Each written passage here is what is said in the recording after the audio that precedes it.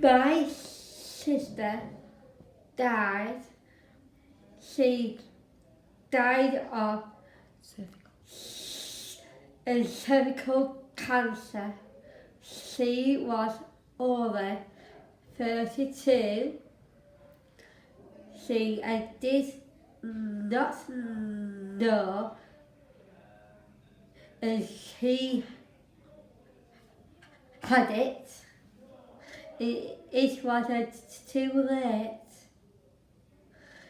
She was really poorly. It was very hard to see her like that. I got a letter from my GP. The printer was too small, and I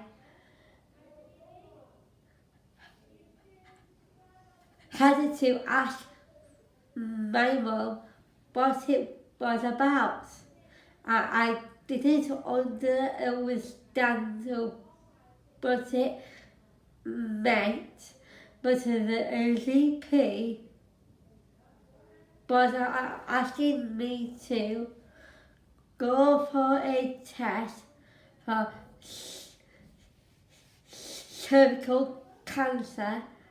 I have had letters like this before, but my mum was told not to worry about it, about going, because I didn't have a boyfriend. But this time, when the letter came, I felt so different. My sister had died, and I was worried. I wanted to know that.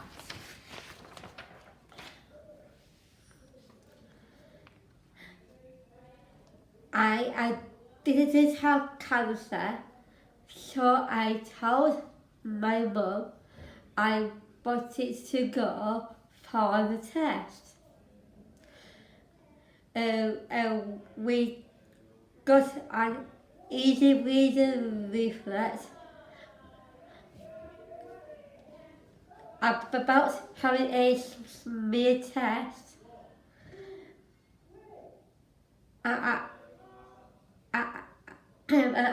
And it was a bit scary, but went. And the nurse was very nice. And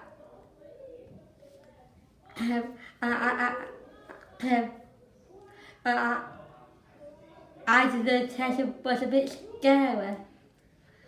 But for me,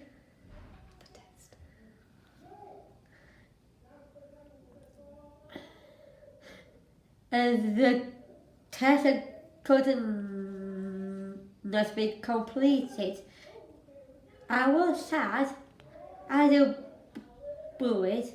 I asked my mum on the way home. I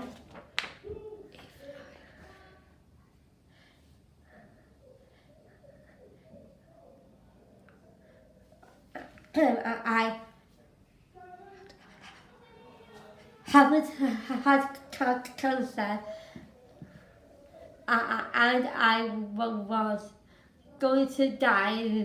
The answer was we didn't know. Thank you for listening.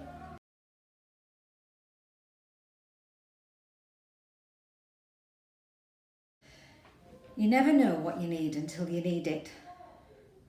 As a parent carer, you want to protect the person with learning disabilities that you care for from pain and worry. But the reality is that you can't protect them from everything.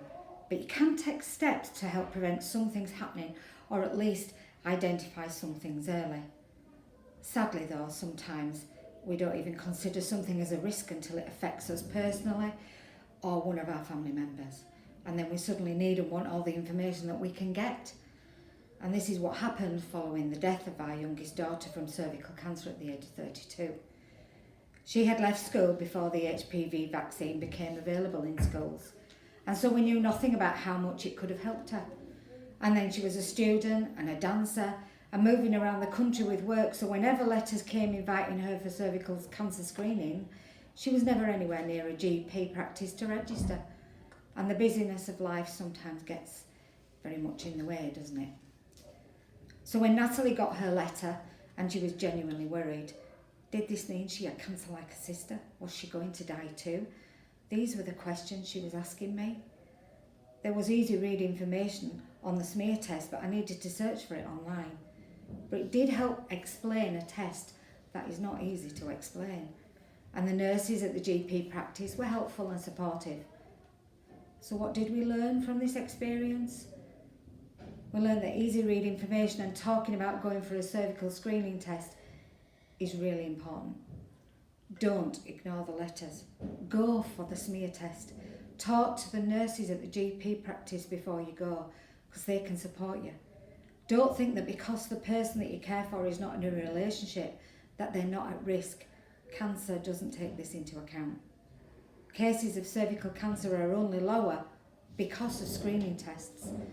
Screening works, but it is for people who have no symptoms. So it's important that you know your own body and know what is normal for you.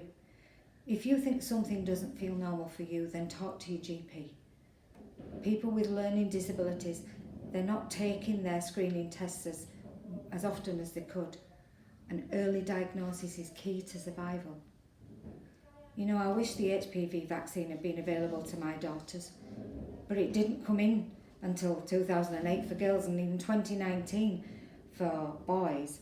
And the vaccine can help prevent 6 types of cancer, and one of those types is cervical cancer.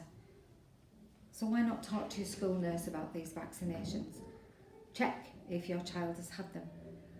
And if you would like to know more about cancer awareness, cervical cancer and HPV for people with learning disabilities, or you'd like us to come and talk to your school or your parents group, you can get in touch with me here at Snoop. So get your smear test. It can save your life.